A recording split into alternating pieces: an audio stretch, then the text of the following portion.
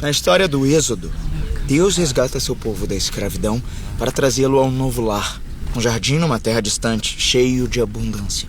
Mas Deus não levou Israel direto para lá. Em vez disso, Deus guia Israel por um caminho longo através de uma terra seca e desolada. Mas por quê? Qual o motivo de levá-los por esse caminho? Essa é uma ótima pergunta. Vamos explorar o tema bíblico do deserto. Olha que interessante isso aqui. A história da Bíblia começa em uma terra deserta, sem vida e vazia.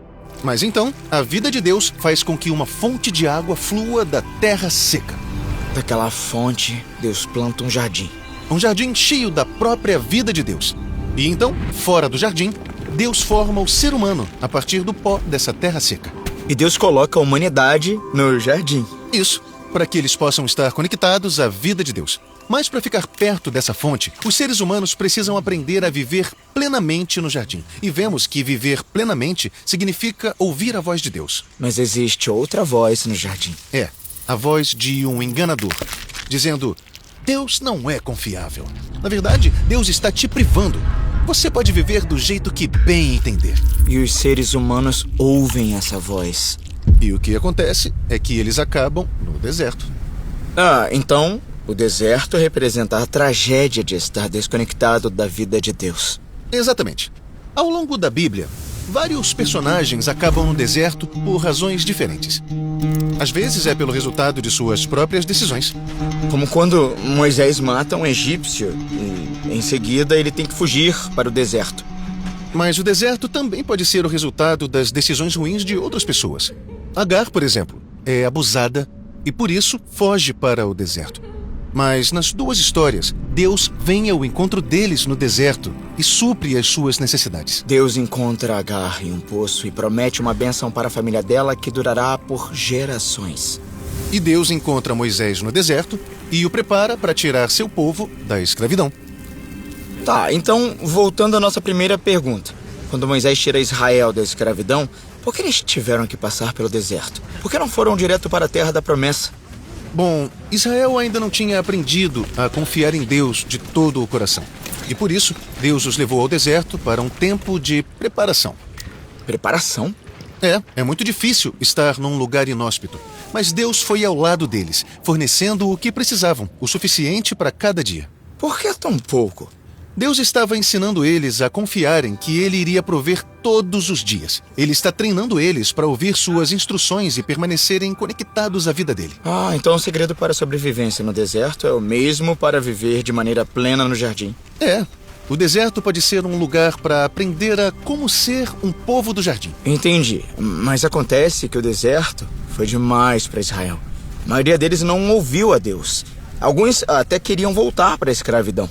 E eles foram deixados para trás no deserto.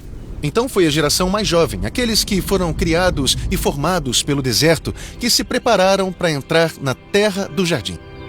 E quando eles entraram pela primeira vez na terra, a confiança deles em Deus era forte. Mas não durou muito tempo. Logo, os israelitas começam a imaginar que a abundância da terra veio de sua própria sabedoria e força.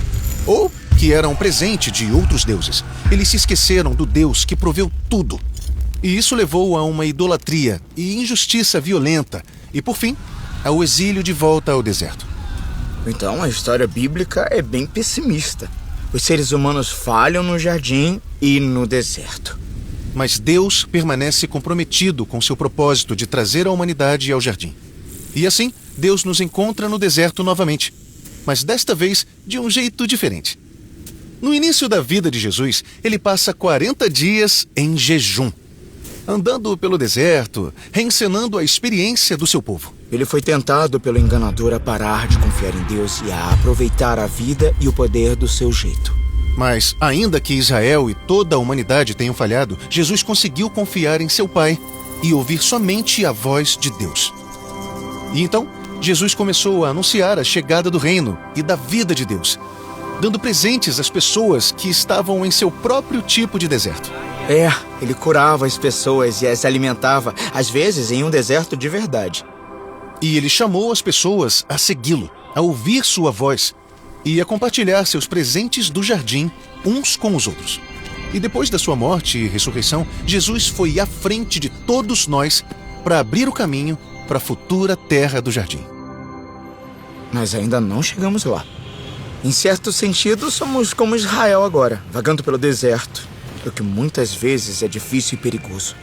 Mas Jesus promete estar conosco, não necessariamente nos dando o que queremos, mas o que precisamos.